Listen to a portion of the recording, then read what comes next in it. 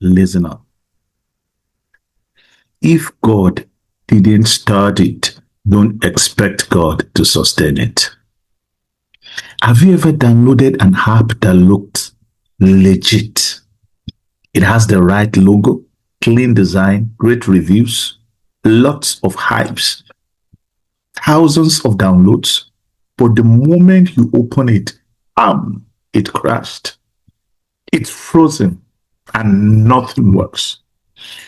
Why? Because sometimes what looks original isn't actually connected to the original developer. Now, here is the uncomfortable part. A lot of people are building their lives the same way. Their career, their relationships, their business, they all looks good. The dream and even the ministry looks good from the outside. Everything looks impressive, but under pressure, it's come crashing like parts of cars. And maybe the biggest question is not, why is this so hard? Maybe the real question is, where did this come from? Because not every good idea is a God idea. Not every open door is your door. Not every opportunity deserves your eyes. And sometimes we spend years asking God to bless something that He never initiated. The book of First John chapter 5 verse 4 says, whatsoever is born of God overcometh the world. And this is the victory that overcomes the world, even our faith. Notice the wording. God did not say whatever is popular overcomes. He did not say whatever is trending overcomes. He did not say whatever goes viral overcome. He said whatever is born of God overcomes the world. That means the issue is not first popularity. It is origin. Tweet it. The issue is not popular. It is origin. Where is the idea originated from? Where does the idea originated from? Origin determines capacity. Origin determines capacity. Every authentic product carries something from its source. That is why an Apple can receive Apple updates, because Apple created it. A counterfeit device may copy the appearance, but it does not carry the same connection. And life work the same way. Whatever God truly originates carry what is necessary for the assignment. Let me repeat myself. Whatever God originates carries what is necessary for the success of the assignment. Here is the wisdom. Whatever God truly originates carries His wisdom, it carries His grace, it carries His timing, it carries His strength, it carries His direction, it carries His sustaining power. If God originates it, that means it carries His wisdom, it carries His grace, it carries His timing, it carries His strength, it carries His direction, it carries His sustaining power. And reverse is the case. If God does not originate it, that does not mean if God originates it, there will be no resistance. But what it means is that it means resistance does not get the final word. Rejection may come, criticism may come, delay may come, closed doors may come, pressure may come, but difficulty is not automatic proof that God has left. Sometimes difficulty is simply revealing whether what you are carrying is rooted deeply enough to survive opposition, or whether the idea you are using is authored by God. That is why you have to know the source.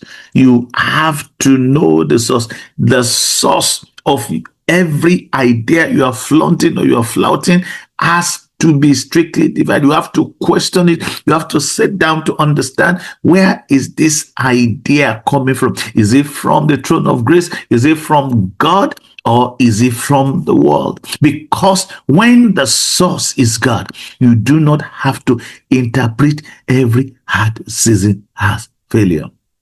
When the source is of God, you do not have to interpret every hard season as failure, regardless of which direction it goes. Here is the real problem.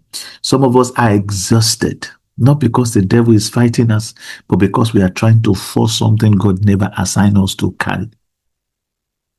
This is a different kind of exhaustion. And this is the fatigue that comes from misalignment. There is a fatigue that comes from obedience, and there is a fatigue that comes from misalignment. They can feel similar, but they are not the same. One says, this is hard, but I know God told me to do it. The other says, this is destroying me, and I'm not sure God ever told me to start. This is why these questions matters. Maybe you keep asking God, why won't you bless this? Instead of maybe the better question is, God, did you birth this? Because there's a massive difference between a good idea and a God idea. A good idea can be smart. A God idea is assigned. A good idea may impress people. A God idea aligns with purpose. A good idea can depend heavily on your strength. A God idea requires obedience and God's grace. One can produce endless pressure. The other gives you purpose even when the process is difficult. And this is where our generation gets trapped. We live in an age of trends. 1 minute, everyone is doing one thing. Next minute, the algorithms changes. One business model goes viral. One relationship one relationship trend dominates TikTok. One career path suddenly becomes the move. One person posts success and suddenly you feel behind. The pressure is real, but the comparison can make you confuse visibility with assignment. Just because it worked for them does not mean God prescribed it for you. You need to put that in the chat. Just because it works for them, it worked for them, does not mean God prescribed it for you. Just because everybody is running towards it does not mean heaven told you to follow. And sometimes the most spiritual thing you can do is refuse to change what everybody else is chasing.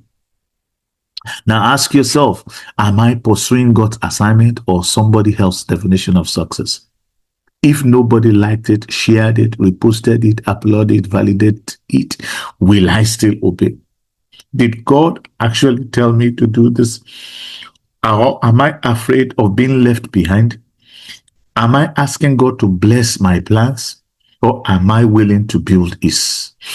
And here is the hardest one. If God told me to walk away from something successful looking, will I trust Him enough to leave it?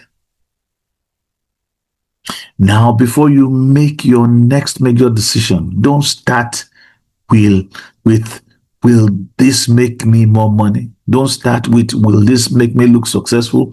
Don't start with is everybody else doing it? Don't start with can I make this work? Don't start with can I make this work? Start with God, is this from you? Is this from you? Then give yourself enough quiet to actually listen.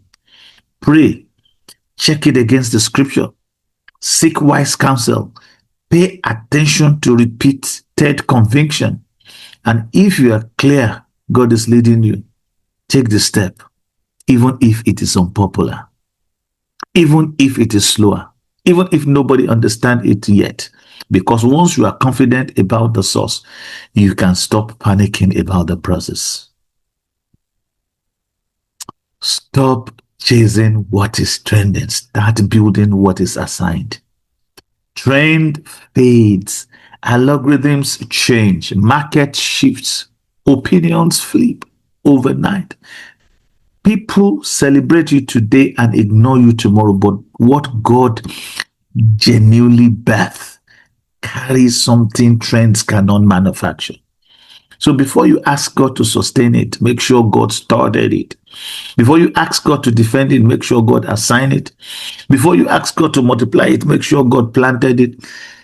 Because the goal is not to build something that merely looks successful. The goal is to build something that can survive pressure, time, criticism, delay, and change. A good idea may get attention. A good idea carries assignment. And what is truly born of God has capacity to overcome the world. Always check, is this born of God? If it is not, then don't do it. Don't continue. Don't force it.